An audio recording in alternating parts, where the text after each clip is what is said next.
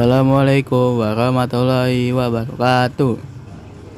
Nama saya Andika Pramana dari kelas 11 TJKT 2. Kali ini saya akan mempresentasikan hasil tugas saya yang berjudul topologi.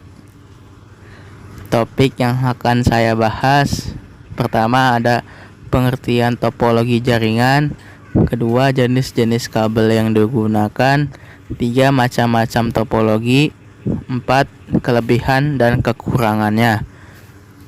1. Pengertian topologi jaringan. Topologi jaringan adalah cara atau metode untuk menghubungkan perangkat komputer satu sama lain, baik dengan kabel atau tanpa kabel. Macam-macam topologi. Ada topologi bus, topologi setar, topologi hybrid, topologi tree, topologi ring, topologi mesh, topologi peer-to-peer, topologi linear.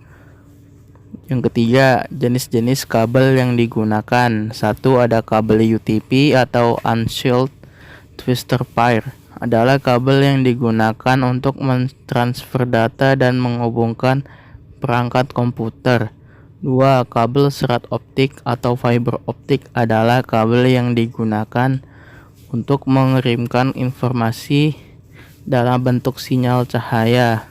Kabel ini terbuat dari serat kaca atau plastik yang sangat halus dan transparan, dengan ukuran lebih kecil dari sehelai rambut.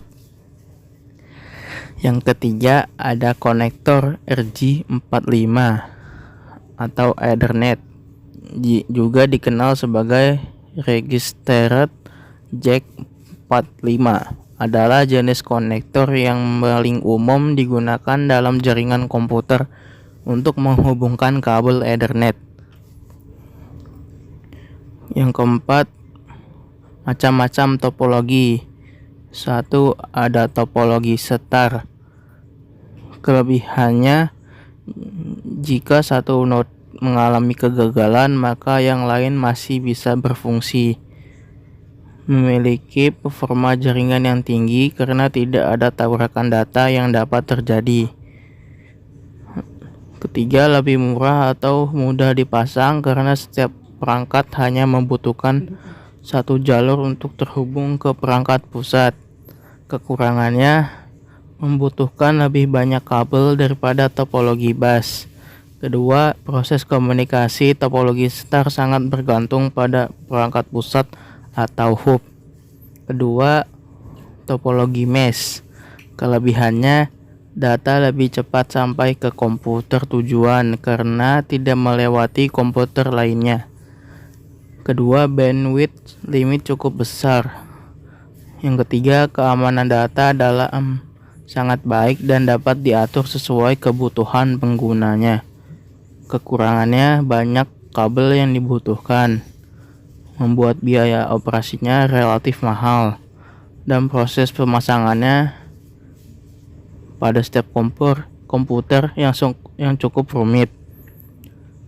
3. Topologi tree. Kelebihannya, topologi ini menyediakan skalabilitas yang tinggi karena tiap cabang node dapat ditambahkan lagi satu atau lebih node tambahan dalam rantai hierarkis.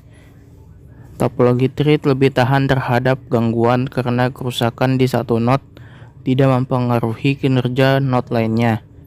Kekurangan, topologi tree lebih sulit dikonfigurasi jika dibandingkan dengan jenis topologi lain. Semakin banyak node yang ditambahkan, pemeliharaan topologi tree bakal lebih sulit. 4. Topologi hybrid.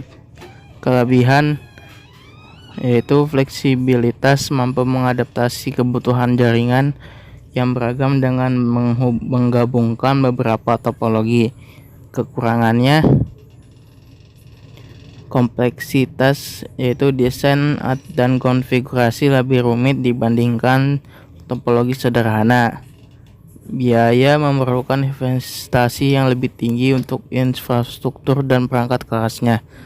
5. Topologi ring.